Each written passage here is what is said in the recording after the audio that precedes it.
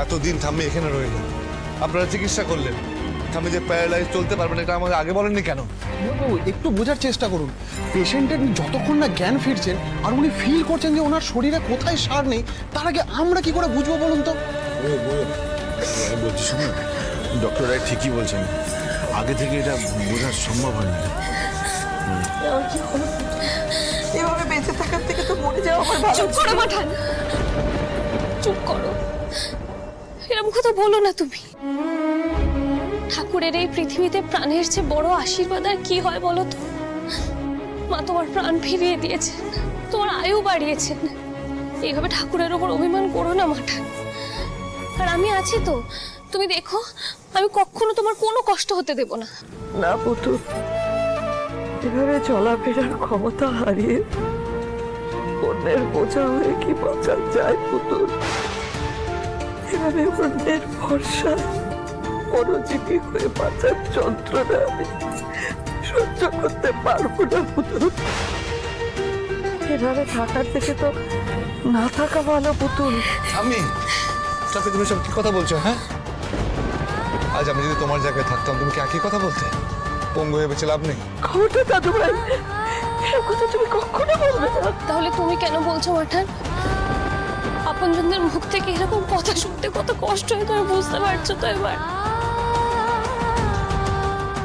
ওমা মা, বলছি কি যে দেখো তুমি তোমার চলার শক্তি হারিয়েছো, চলার ইচ্ছেটাকে এইভাবে কেন হারাতে চাইছো বল? হ্যাঁ, তুমি এসব কথা বলো না। এই তো দেখো না, আমরা সবাই আছি, ময়ূক আছে, আমি আছি, সব থেকে বড় কথা পুতুল আছে। আমরা সবাই মিলে কেমন তোমার চলার শক্তি হয়ে, তোমার পায়ের শক্তি হয়ে, তোমার মনের শক্তি হয়ে উঠি। হ্যাঁ, তুমি ভেঙে পড়ো না, সব ঠিক হয়ে যাবে। নাও রোদ্দা হয় না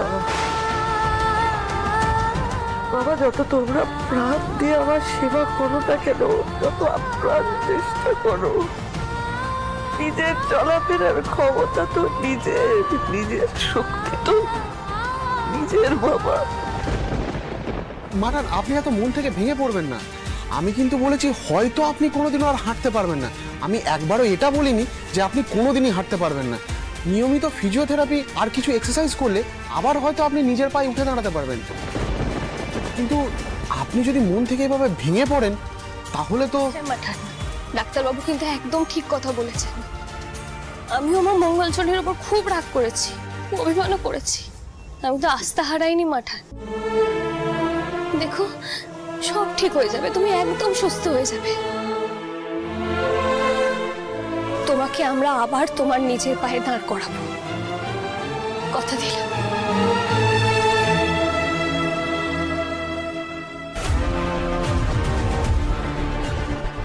দেখো প্রেম, এত বছর ধরে এই ব্যবসা, এই বাড়ি, সব কিছু তোমার মা সামলে এসেছেন, সব সিদ্ধান্ত উনিই নিয়েছেন। কিন্তু এখন যা অবস্থা তাতে উনি নিজের সিদ্ধান্ত নিতে পারবেন বলেই আমার মনে হয় না।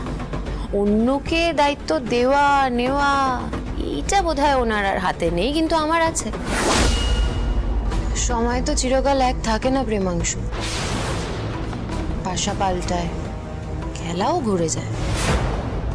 এখন সেই খেলা ঘুরানোর সুযোগটা তোমায় দিলে তুমি সেটা নেবে কিনা সেটাই আমি জানতে এসেছি। এই মহিলার মতলবটা কি? আমাকে লোভ দেখাচ্ছে, হাত করতে চাইছে আমাকে, কিন্তু আমাকে হাত করে ওনার কি লাভ? এত কি ভাবছো? লাভ লোকসানের হিসেব করছো? দেখো প্রেমাংশু, যারা অন্যের লাভের কথা ভেবে নিজের ভালোটা বোঝে না তাদের দলে নাম লিখিও না। তোমার একটা মেয়ে আছে, তার ভবিষ্যৎ আছে। এভাবে ভাইপো আর ভাইপো বউয়ের দাস হয়ে থাকতে ভালো লাগছে? বুকের ভিতর জ্বালা ধরছে না?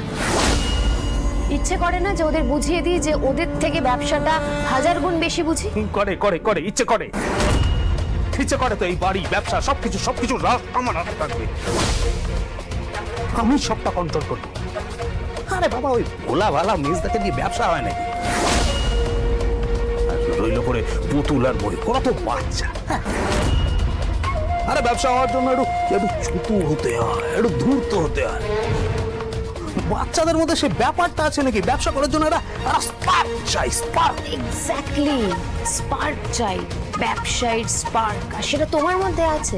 জাস তোমার হাতে এই ব্যবসার দায়িত্ব ফিরবে, কিন্তু তার জন্য তোমায় একটা কাজ করতে হবে।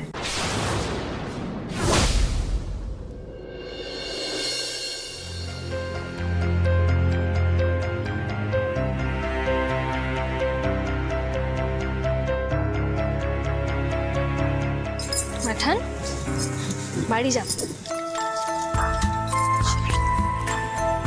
তোমায় একটু তৈরি করে দেই।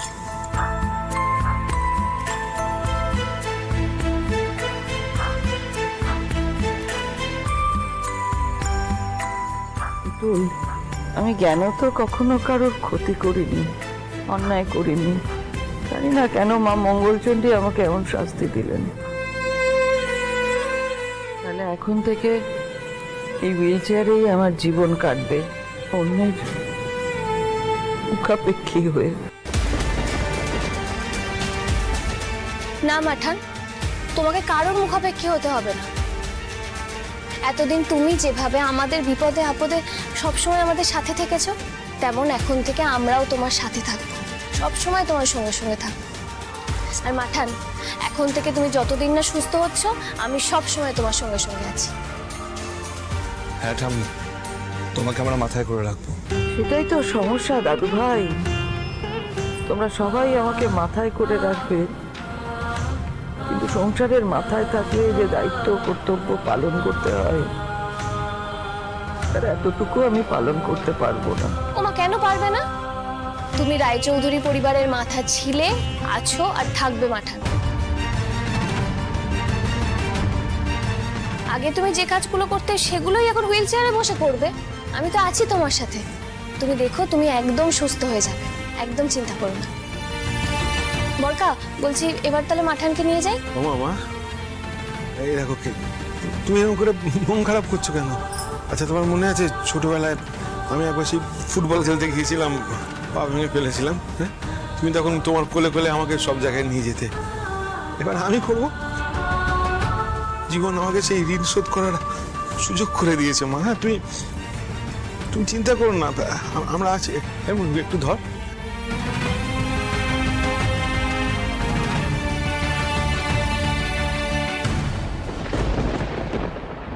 চলো মাঠান।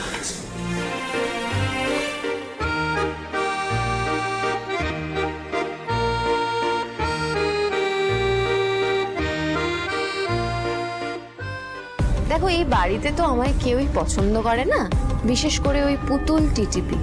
অবশ্য তুমিও সেই কথাই বলছিলে আমি আসার পর। না না, মানে আসলে ওই সময় হঠাৎ করে থাক থাক থাক থাক, এক্সপ্লেনেশন দেওয়ার কোনো দরকার নেই, যেটা হওয়ার সেটা তো হয়ে গেছে।